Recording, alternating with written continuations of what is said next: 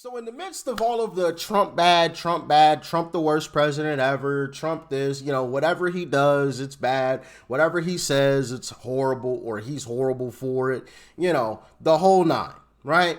The truth is actually the complete opposite. He's not the worst person ever. As a matter of fact, he may go down as the greatest president ever, right? Because of all of the accomplishments he's achieved, even in the midst of all of this hoopla, this backlash, everything he does, they try to turn it into something negative. Well, as I was putting videos together today, I came across this video, and I want to show y'all this because I think it's important that America sees videos like this, because there's a few things in this video that I didn't even know, right? And of course, us on the right, we know a lot of this stuff, but America as a whole needs to see video clips like this, because this is the actual truth. With that being said, make sure you guys hit that like button. If you're not subscribed to the channel, hit that subscribe button right now and hit the bell button next to it so you're notified whenever these videos drop, all right? And let's dive in. Was elected, I cried because I didn't understand why God would allow such an awful human. In 2016, when Trump was elected, I cried because I didn't understand why God would allow such an awful human to be elected president of the United States. That's how much of a never-Trumper I was. 2020, after being opened up to the fact that he campaigned on bringing down the Hollywood SA ring, and then one was 3 years later, I reluctantly voted for him. And I did it because I couldn't vote for someone who could be replacing Biden named Kamala Harris. But what shows you who someone truly is isn't what they say, it's what they do. So I watched Trump for the next 4 years, and I saw things like this. When Donald offered to put some of the city's homeless people in vacant apartments there, the city turned him down. You walk down the streets today and you see people freezing. And I said, put them in those apartments. Can you blame people for looking a little askance at that and saying, well, isn't it going to be quite unpleasant for these millionaires who live in this building? Isn't that part of what's in the back of your mind? I don't blame them. I must tell you, and it's not in the back of my mind. All I can say is that we have in Midtown Manhattan possibly the only 20 vacant apartments in all of Midtown Manhattan. And they're being heated, and there's hot water. And I say, let the people stay in there until we get the entire possession. Is true or not? You were traveling to Atlantic City, and your limo broke down. Husband and wife pulled up behind, and the husband basically said, I'm going to help him out. So he helped out the limousine, and a week later, the husband and wife received the deed to their house paid off. Was that a true story? It's true. It's true. It's awesome. And the art of the deal, he didn't make any money from it. Read your book, The Art of the Deal. You don't care to count exactly how much you're worth, do you? Well, I don't know what I'm worth. I know that from the standpoint of the book, I've done a book. The charities go to, the money all goes to charity that we're making from the book. The book has become a tremendous success, which I'm happy to say. And it's something that makes a lot of charities very happy, too, because, as I said, the money goes to charity. So I'm very happy about it. And these are all stories from long before he was ever even thinking about running for president. Later in 2013, bus driver Darnell Barton stopped to help a woman who he thought looked like she was about ready to jump off a bridge. Donald Trump heard about the story and sent Barton a $10,000 check for his good deed, saying, quote, "Your quick thinking resulted in a life being saved, and for that, you should be rewarded." 7.5. Hold on, I want to stop it there. I want to go back. Does anybody notice the skin color of this gentleman here? You remember all of those people on the left who say that, oh, well, Trump's racist, he hates black people, blah, blah, blah. This is back in 2013, before his presidential run, before him campaigning for president, before any of that, before he could try to score any political points because he's a politician, before any of that, he heard about this story, a black man, right, and sent him $10,000. He didn't have to send this man money. Yeah, he did a good deed, but he didn't have to. Just because you do a good deed doesn't mean you get paid for it. He didn't have to do a single thing. He could have heard the story and kept it pushing. But he sent this man $10,000. If Trump is a racist, then we need more racists in this country. If Trump is a racist, he's doing a horrible job. He's doing a horrible job. You sent money to a black man and you hate black people? How does that even make sense? You donated to Jesse Jackson's campaign? How does that make sense? I thought you were racist. You're a horrible racist. Or if not, then we need more racist people in this country. Because if that's what it is, then I love that. I love that. Helping out black folks, I love that. We need more of that. We need more racism in this country if Trump is racist. If that's what racist people are doing. Just saying. Stuff is ridiculous, man. Stuff is ridiculous. And like I said, America needs to see these stories. Absolutely need to see these stories. Let's continue. In a life being saved, and for that, you should be rewarded. 7.5 years, diagnosed with bladder cancer, stage 3. I asked the doctor, I said, you know, what are you going to do? You going to cut me here, or what? And they're like, no, if we do that, as soon as we open you up, you're dead in 10 minutes. Is it that bad? And he said, yeah, it's bad. He goes, well, we're going to start you on a very extensive chemotherapy. And I was telling my wife, I said, we haven't even got a bill yet. So I called them, and they said, your bill's been paid.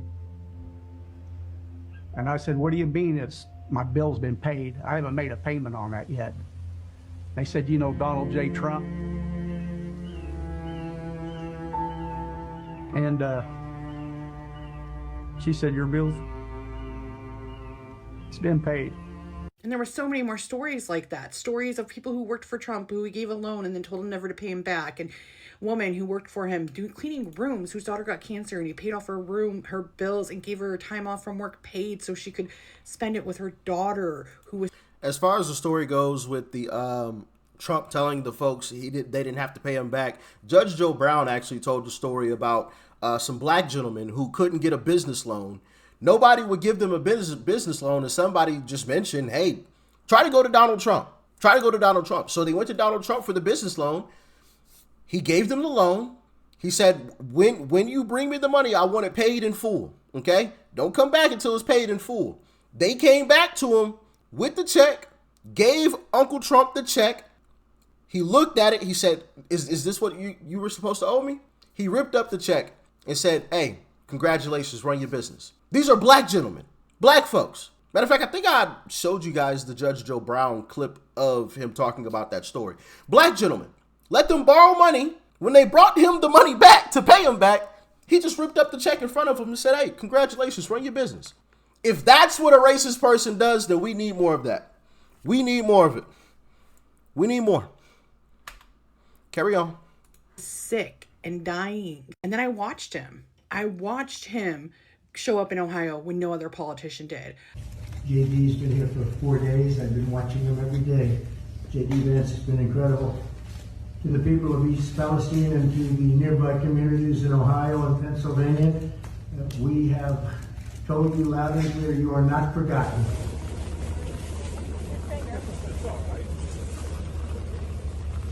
I watched him have a relationship with the people who lost 13 of their children when Biden pulled out of the Middle East the way he did. In September of 2021, Gold Star families received a phone call directly from President Trump. Getting that call from him was amazing. That was my first experience talking to a president of the United States. And he says, hey, I'm sorry you guys weren't able to attend. I've learned a little bit about your son. He's very handsome, he's a good-looking kid, all those kind of things, and I look forward to meeting you at some point in time and having a conversation. And of course, I was all for it. I was beside myself that he took the time. Someone who's that busy, would take the time to call. What followed was a personal invitation to President Trump's home at Mar-a-Lago, an invitation that several Gold Star families were able to accept. For these families, still mourning the loss of their loved ones in the Abbey Gate attack, this visit provided a rare moment of recognition and respect. It was a chance for them to be in a space where their sacrifice was not only acknowledged, but honored. After the Gold Star family's emotional testimony before the House Foreign Affairs Committee, President Trump once again reached out, inviting them to his property at Bedminster, New Jersey. For these families, this continued support from President Trump represented a stark contrast to the treatment they received elsewhere, offering them not just words, but a consistent and meaningful presence during their time of immense grief. He, just from the very get-go, it was like a night and day difference. His first question to us was, what do you need? He didn't want anything on his own behalf. He asked us if we wanted press to be there, if we wanted it to be public information or private information, if we wanted pictures, if we didn't. It was all left in our court. And that was a very different experience from being just ignored from the White House. I mean, we seriously never got any responses to our requests to meet, to our requests for them to show up to Arlington. They just don't respond. I watched thing after thing, time after time, and I couldn't believe it that I was wrong about Donald Trump. And right now, any of you out there who think that, you're missing one of the greatest times in history, because Trump is doing things that are amazing. And the news doesn't show it to you. And unless you're looking for it, you're not going to find it. So maybe, just maybe, this will help you realize that he's not that bad. Trump signing an executive order creating a new Center for Homeless Vets, and he'll pay for it by redirecting funds that were used for the illegals in this country to fund all of this. Tunnel to Tower CEO and founder Frank Siller joins us now. Frank, so the president has made it very clear we were using all this other money for people that weren't citizens. Let's take care of our vets. How's that going to help Tunnel? Well, I love the announcement, the executive order. I mean, you just think about how many homeless vets that we have on the streets here. We should take care of them first before anybody else. Yeah, I mean, I agree 1,000%. Trump may go down as, if not the greatest, one of the greatest presidents of all time. Of all time. Even the co-CEO of Home Depot, Ken Langoon, I'm sure I'm butchering that last name, came out and said it. And yes, he's a Republican, but he's one of those didn't really like Trump this time around kind of Republicans, right? Check out what he's saying now, though. If I told you how bullish I was, you wouldn't believe it. I have never been more excited about the future of America than I am right now. Right this time. For a lot of reasons. Number one, like it or not, this guy's getting things done. This guy meaning President Donald Trump? Trump. He's a little pissed off at me because I had the audacity to say that on television about a few months ago that I was worried about it, if he won, that he'd engage in retribution. I'm happy to say I'm comfortable he's not doing that. He's acting presidential. I'm impressed with the people he's got around him. I had a nice chat with Kevin Warsh last week, and part of my positivity comes from my discussion with him. And you might have heard him on television. I think the American people are waking up. I think the world is a mess, but I think it's coming more to our direction than it was. I think that strike in Iran had significant symbolic meaning for the world, that America's here, and when our interests are at risk, we're going to do something about it. Yeah, you heard that there. He also had this to say about Trump. Let me tell you right now, I am sold on Trump. In fact, I'll say this. I think he's got a good shot at going down in history as one of our best presidents ever. That is a real turnaround because you didn't want to vote for him. I tell you the reason. I want to tell you, I'm a believer. What I'm seeing happening is absolutely nothing short of a great thing. And there's a beat. People are walking with more bounce in there.